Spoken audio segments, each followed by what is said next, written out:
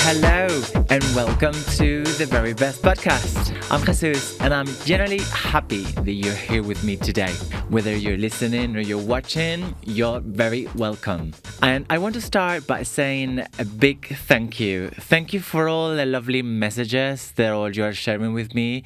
I'm touched by it, and I am very, very grateful for every single one of you. Thank you. Your support and your feedback means the world to me. It's like a warm hug that reminds me why I'm doing this. And remember, I'm here for you, and we're all in this together. So today, we're going to talk about something that touched every single one of us from one point or another, and it's dealing with adversity and negativity. Life, as we all know, is full of ups and downs, and it's like a wild, unpredictable roller coaster, isn't it? There are moments where we're happy and there are hands in the air and we're feeling incredible, but there are other times where life throws us into a spiral, and all of a sudden, the ride is not much fun anymore, isn't it? It is in these moments where everything feels heavy, we're overwhelmed, and where the true character get tested. And it is easy to celebrate when things are going well,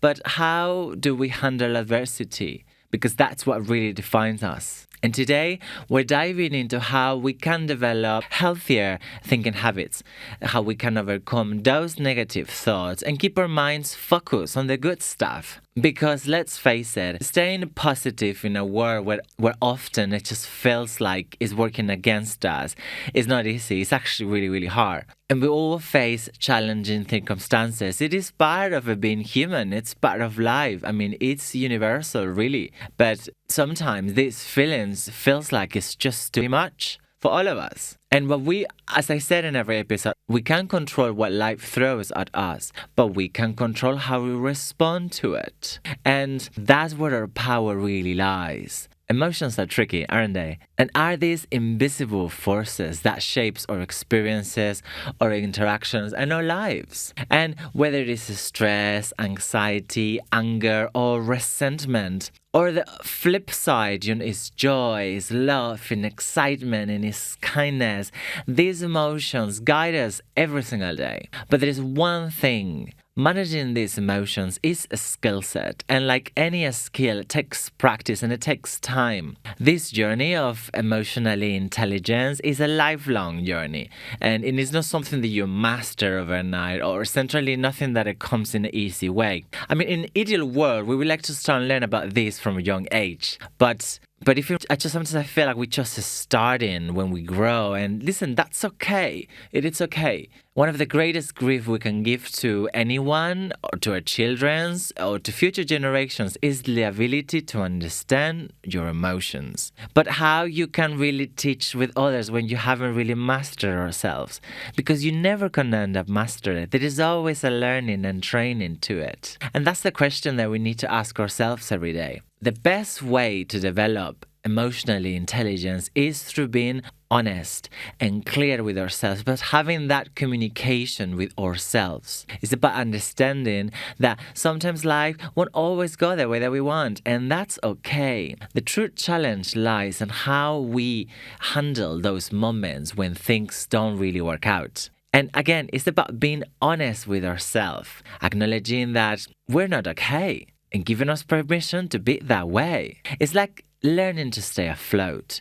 It's not about riding the wave when everything goes well or sinking down when things go wrong. It's about swimming in the right direction and at the right speed. And when we can manage our emotions like this, for example, to stay okay with them, we're building something strong. We're building resilience. We're building emotional intelligence. Our environments plays a massive part in our development. Who we surround ourselves with, what we allow into our lives, these things actually really matter. And you need to be around of the right people that inspire you, people that uplift you, people that makes you feel alive, people who add energy into your life, not drain it. Because if someone in your life, all of a sudden you feel you start to drain you, that's a clear sign your intuition is telling you, let them go, get out of there. And trust this type of inner guidance, because it's about you making choices that allow you to your well-being, what is good for you. And part of this journey is about learning to speak up from the truth, from the core, in an honest and a kind way. It's about saying no when you have to, and about saying yes when it's right. And one of the most emotions that is hard to deal with is anger. Again, anger is one of the emotions that we really need to learn to know how to handle. If we don't keep check, anger will spread like a wildfire, causing a damage you can never imagine. But when you manage properly, anger can actually be quite positive. It's a good force because it helps to burn away any negativity and we push right far away from us. So it is important to communicate anger when it arises, especially when we're facing something that is an injustice or something that is just in front of us that we feel disrespected or it is addressed on the wrong way. You say something straightforward. Hold on a minute, let's talk about this for a second, that just happened is your issue and not mine. So don't push this my way. It won't happen, don't accept it. Because dealing with anger this way is a lot healthier. You stop it, and it is empowering and even creative. And it can lead to a better outcomes when you express anger this way. That's where true resilience rise. Because if it's not, if you let things that throw at you, it just becomes poison. It might start small, but it will spread so quickly. So remember, and again, if someone treats you unfair, don't take it personally. It's on them. Let them go, but learn from it.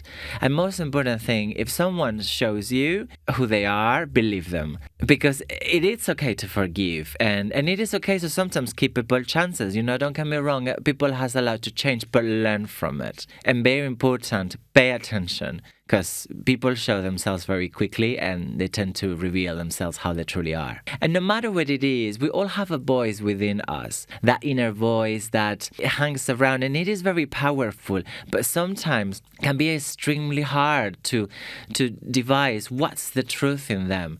And you have to understand that when thoughts come, for example, and they come from fear, you often feel worried about it. But when thoughts come and it comes from the intuition, you will feel sure about them because in your gut that that's right. So there is only one way to control your thoughts, and because our thoughts shape our experience. So take a moment now and notice what you're thinking. Is it positive? Is it negative? Is it really kind what you're saying to yourself? Could this influence your future? Our minds work so quickly that we often thought I don't notice. So changing the way that we think, again, is not easy, but it's a very good first step to pay attention to the words that you use. So try to not say something that you don't want to come to your life. Because with so many thoughts and words to choose from, why not select the one that's good for you?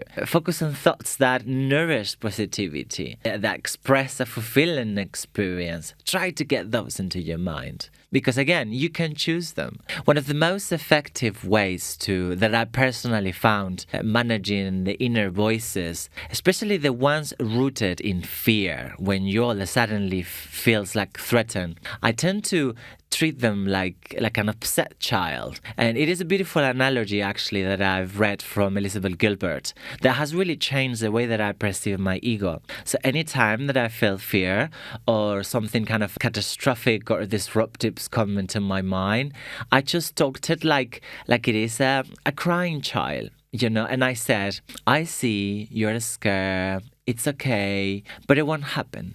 And I conform myself, and I forgive that, oh, I'm sorry, Jesus, that you're thinking this way. But it is okay to be scared. It's okay to be upset. But now I give you the attention and I'm moving on. So I acknowledge the negativity, the thoughts. I give the attention that it needs, and then I move on. And then I try to move with something more positive. But it is that inner voice that comes from the core, the one that knows that is right.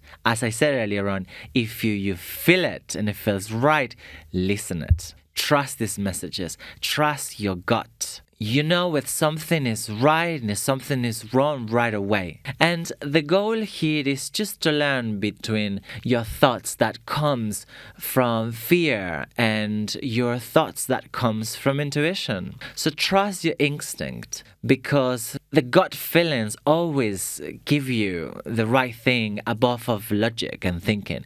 And just because something that can be rationalized, it doesn't mean that it'll be right. If it's something that you feel deep down, trust that feeling, firmly believe it, and follow that inner voice. So what's the lesson in here? I guess as a takeaway, we can get that the key is to find where the negative feeling comes from. If it comes from fear, you attend it and let it go. And if it comes from God, go for it. It's about building emotional intelligence, remember that. And again, it's all about being honest with yourself and trusting in your intuition. But more than that, it's about embracing your human journey, as I said, and it's okay sometimes to be upset. It's okay to feel all these things. It's okay to be angry. It's okay to feel scared. It's okay to be joyful, and it's okay to be kind. What matters is how we navigate into all those emotions, feeling about it, and connect them to live our best lives. And before I wrap up, guys, I want to leave you with a thought. Every experience, every emotion is an opportunity to learn and grow and to become the very best version of yourself. It's all about these things. It's all about this messy journey we're on. And remember, you're not alone into this. It happens to all of us. And we're all in this together. This is the learning. This is the growing. And we are along the way to really support each other. So make sure you are your own ally. Thank you so much for joining me today, guys. Honestly, I'm incredibly grateful for your time and attention today. If this episode has resonated to you somehow, I would love to hear from it, guys. And please, don't forget, feel free to get in touch and share your feedback, your thoughts, your stories, whatever this has inspired you. I'd love to hear it. Because your message not only inspire me, inspire everybody else. And it's about making this podcast engage. So keep them coming, guys. Thank you so much for being here today. If you have any questions, please get in touch. Leave them on the comments down below or reach out through my website. And listen, I got some exciting things happening in London. So if you are around, I'd love for you to join us. And for everyone else around the world, join my Patreon, because I run exactly the same events with my online community every 2 weeks. Once again, thank you so much for your continued support, and I can't wait to see you on the next episode.